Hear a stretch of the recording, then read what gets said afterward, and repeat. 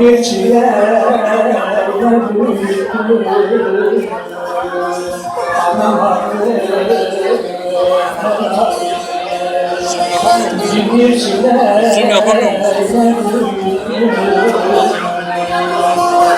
anam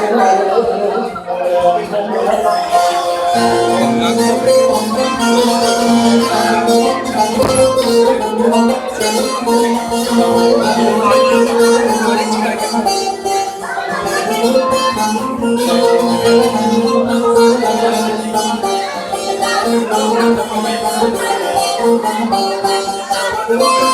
Mertlikten salim yoktu, ekmeğini yiyen çoktu.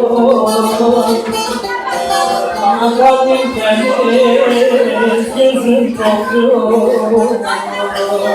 Anam haklı, telaşine. Kalbim temiz, gözüm çoktu. Anam haklı,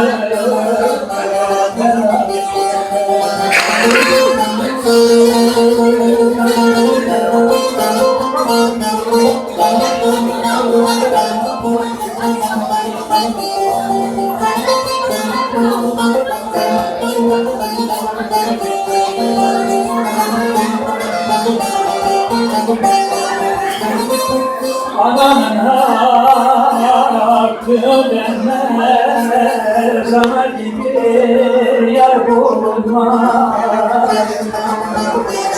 Saken kıymeti bilmez,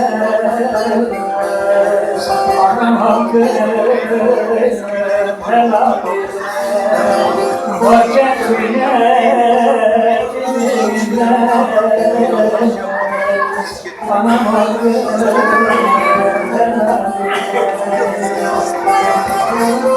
gün göz koydunuz ismini, varlar yaratıcısını. Bana kalbime çizdim resmini, anam hakkı